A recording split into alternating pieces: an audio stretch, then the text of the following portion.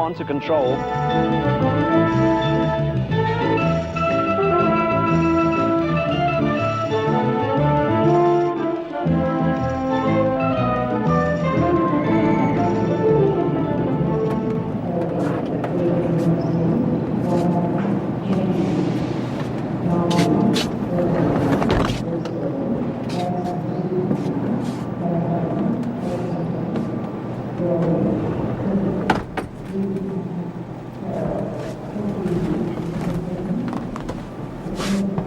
You're going to take the handcuffs off.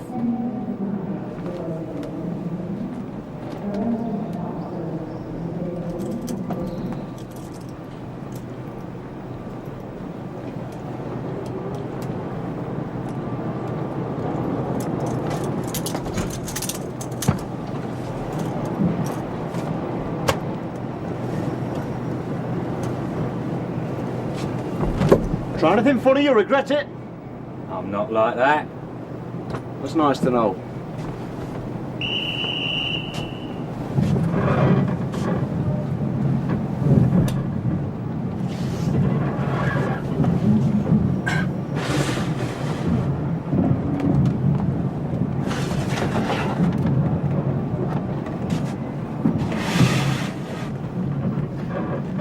What do we do to pass the time? We could shut up. Could we?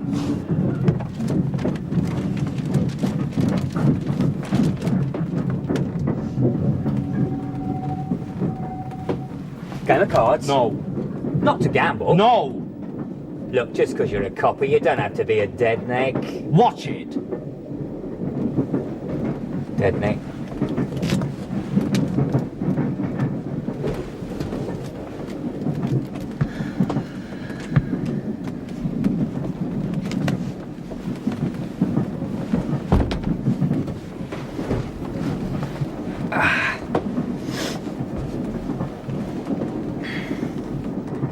What would you do if I decided to refer to you exclusively in terms of farmyard animals, Deadneck? Just try it. No. Other games. Insults are empty, aren't they? What can we do then? I'm going to read this paper and you're going to shut up. Yeah, but this is my last chance of a civilised conversation, you see. This time next week I shall be in HM prison. And the standard of conversation in those institutions does not rival in any way Oxford or Cambridge. Or, I would guess, the sparkling badinage around the hearth-fire at Chez Nous. But I am trying to read. Oh, well then you read. It's your concentration you'll be worried about, because I'm going to be talking solid for the next 2 3/4 hours. Talk is a very wonderful thing. Communication, you see, is at the basis of it all. Oh.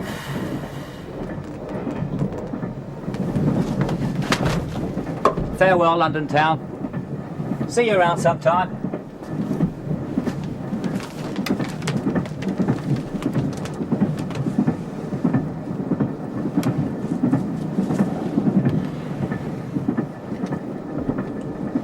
I left my heart in Shepherd's Bush. Is that right? 37, 26, 36. It's a funny shape for a heart. You're a comedian. I didn't know that. Well, you better shut up, because you're going to get me very annoyed. I don't want to. You haven't got the tiniest law in your book which says I must shut up. Oh, I'm not saying you won't get one. But as of this moment, you haven't got it. You're not listening to me, are you? Are you? Don't go too far, Curry. I've got a temper. Threat? No, guarantee. Are you saying you put one on me because of idle words? I'm saying I've got a temper. Now, don't push me. I'd better think about that.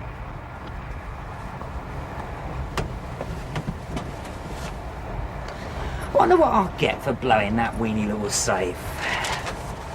Tell you what I did get, sweet damn all. 600 dirty pound notes and 26 pounds of insurance stamps. Hardly worth the bother. I shall get a year or two for that.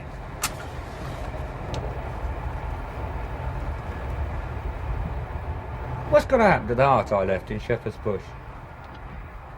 Dora, her name is. Oh, she's a lovely crumpet. Crumpet par excellence. She's got the most perfect bloody teeth I've ever seen on a woman. And a lovely soft way of talking. I shall miss her, Copper. I think I'll give up crime. Good. We're very busy, every contribution appreciated. Do you know how I started in crime? No, to tell you the truth, I'm not interested. It was during the war. Look, Curry, I don't want to know. Really, truly, and definitely. Spring 1944. I was about 11. I had this friend at school named Peter Coles. He was my best mate. It was a Catholic school. My mother was Irish Catholic, you see. Me and Peter Coles was close as two peas in a pod. He was a good-looking boy, with a terrible smoker's cough. Love it was, Mr. Parkin. I loved him. What about that, then? What about it? Oh, he was a regular boy. Always showed his nose. Winter or summer, he was at school, 9 o'clock, sitting at his desk when I come in, always 10 minutes late. Beaten every day of my life I was for being late. And in spring 1944, cold, dry day, I arrive at school. Peter's not there. About 11 o'clock, the headmaster comes in and he says, "Everybody stand up. We will now say the De Profundis for the repose of the soul of Peter Coles, who was killed in an air raid last night." Out of the depths have I cried unto you, my Lord. Lord, hear my prayer. And let thine ears be attentive to the voice of my supplication. If thou, O Lord, have observed iniquities, who shall endure them? I was at his place the night before, playing with him. After school, I went round to his house. The bombs had punched it flat as a foot ruler. There was still little bits of steam coming out of it. There was a kind of atmosphere of death. And do you know what amazed me? The amount of paper they put in a house.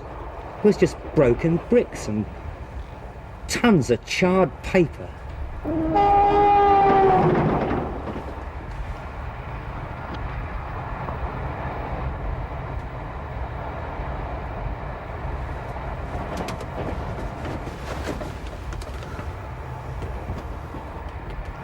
That night, robbed my first off licence. They call it a crime, and of course I was caught. We can get tea on this train, you know. Yes. I'd like some tea. Of course, you could be a rat and say no, but I'd really like some tea. We'll get some when they come around.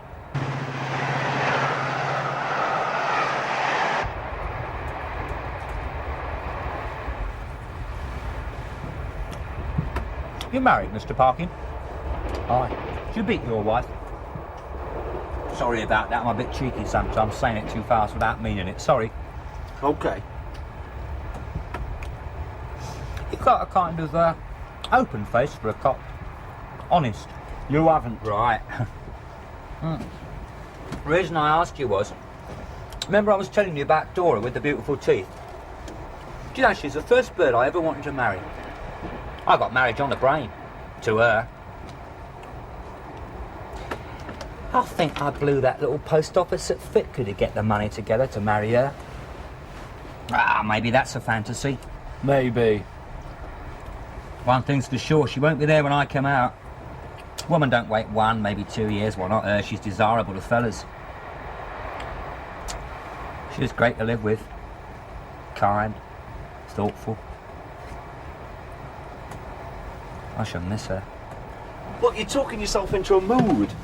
Why don't you read the paper? Give me some peace.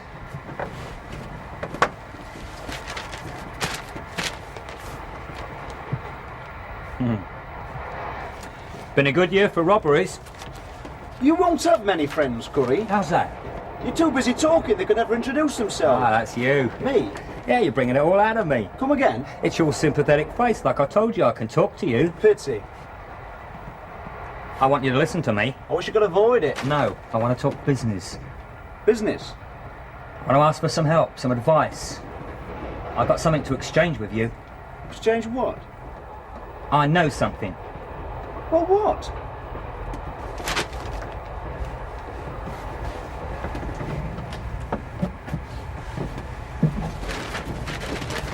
Let's put it this way.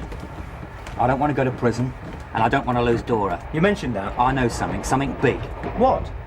I've heard it's possible to do a deal with the cops. Look, let's say that I know nothing. That's what I'm saying.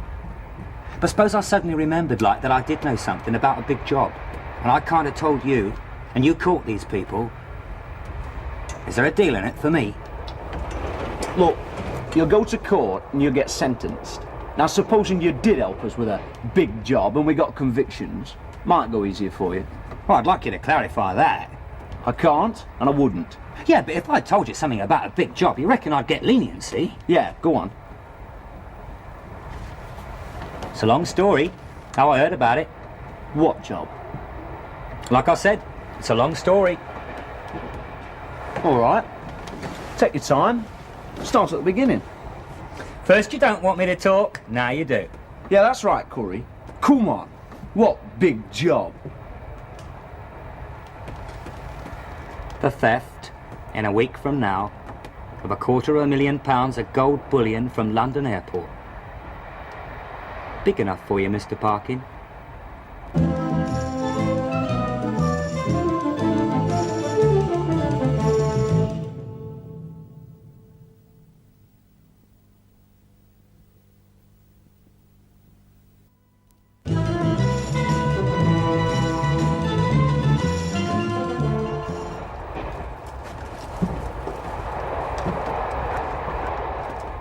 All anxious, aren't you?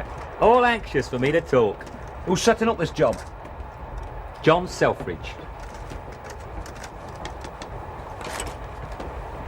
You going to write this down? Any objections? No.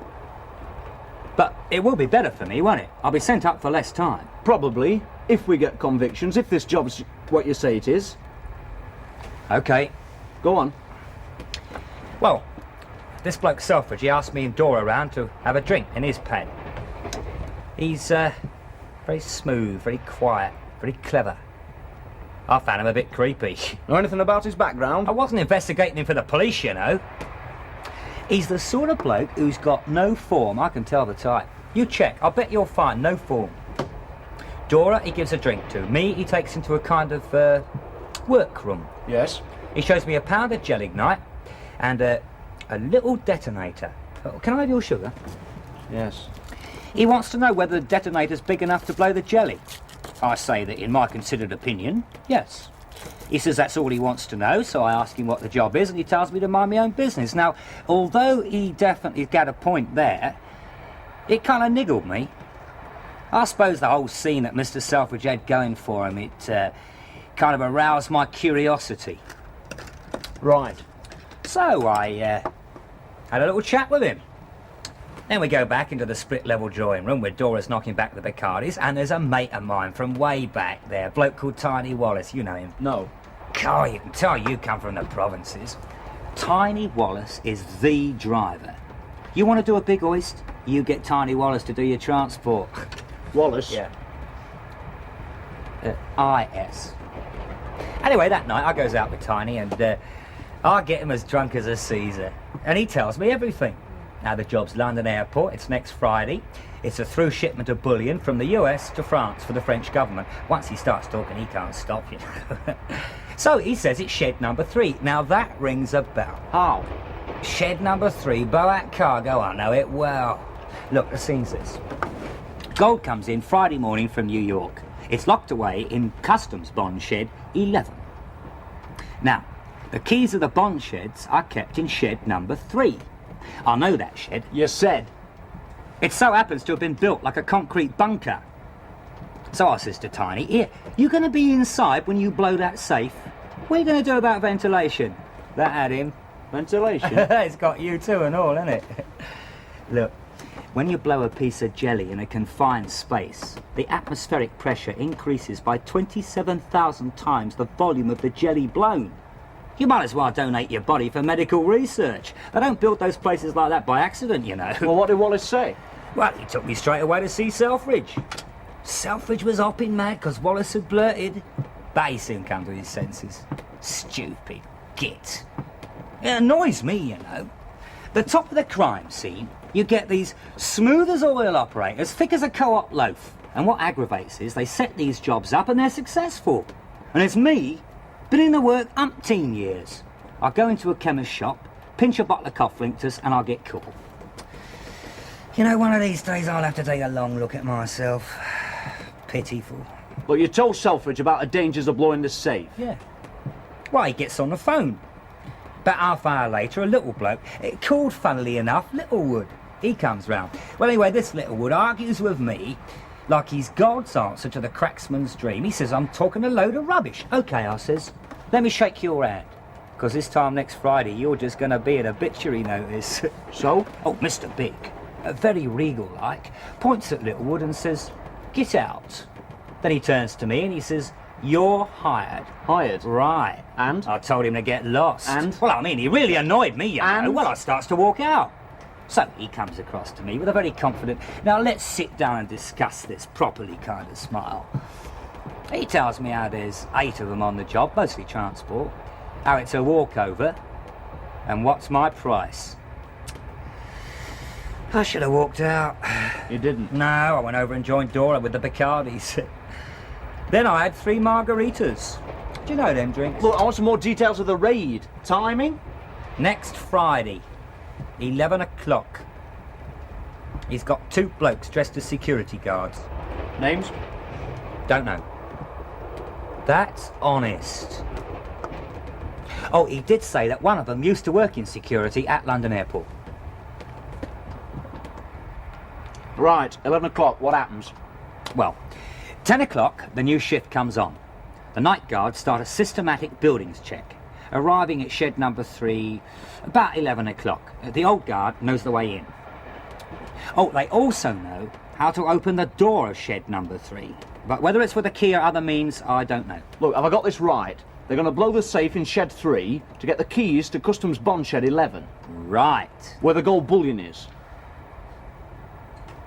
I dare say you'll get quite a piece of promotion out of this. Meaning what? Well, I mean, it's a very big job to hand to your superiors on a plate. Well, don't you worry about that, Curry. Who, where, and the times. Go to hell.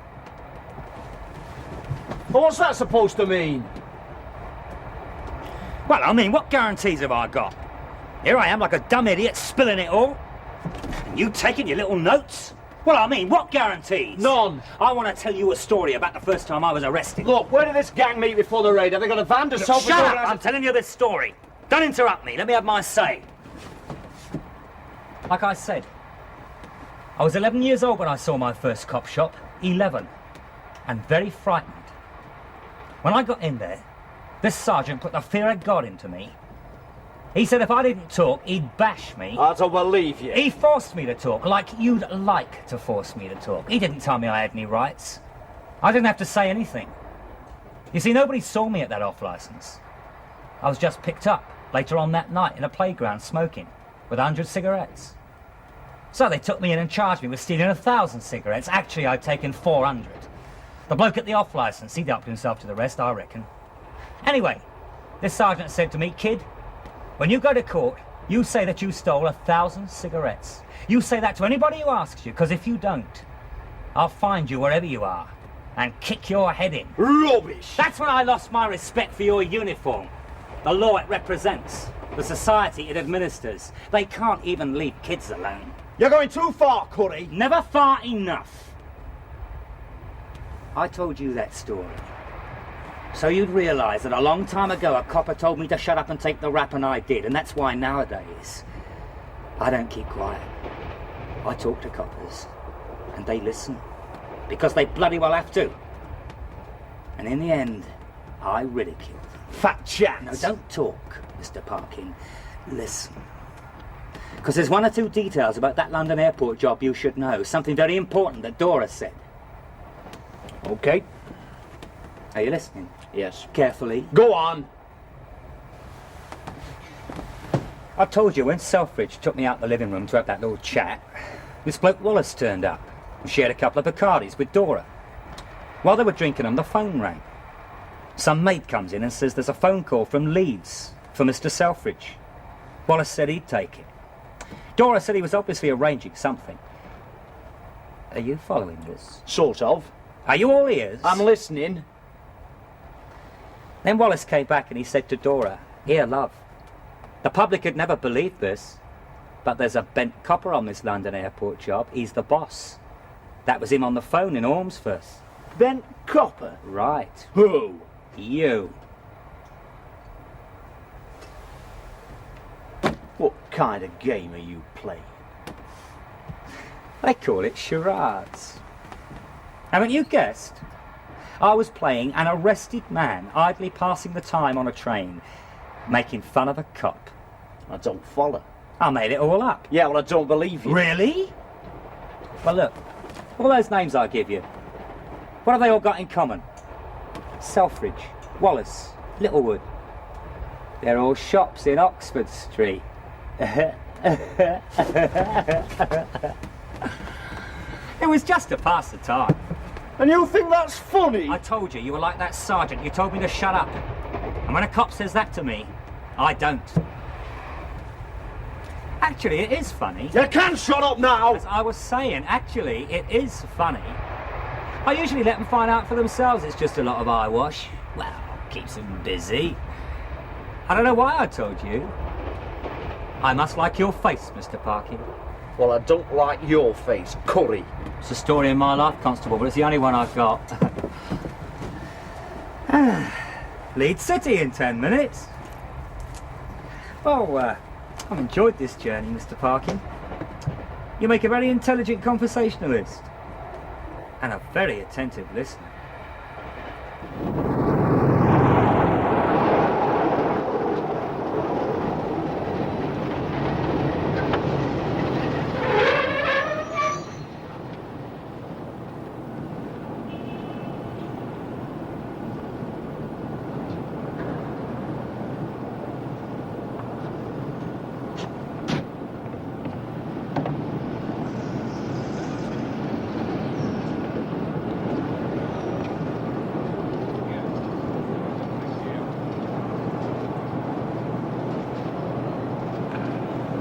Come on, Mr. Curry. How are you? Didn't expect you. Oh, I thought I'd come. I've got some news for you.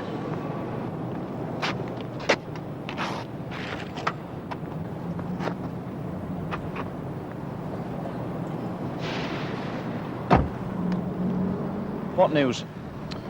You know that lad Terry Bennett, family you've been visiting, Oh, nice lad. did 2 break-ins last night at Alton. We can't find him. Well, I'll find him. You sure it was him that did the break-ins? He was seen. Well, I know where he'll go. His aunt. No problem. What's he been like then? Bit of a talker. I've heard some tales about him. There's one about him being taken to Liverpool by a young copper. He told him the last detail about a big job that was planned. He had Liverpool C Division upside down, trying to check it out. Oh, really? Aye. Wasn't a job at London Airport. Aye. No. Shipment of gold bullion. Names, dates, places. What, you? Aye. And you believed him?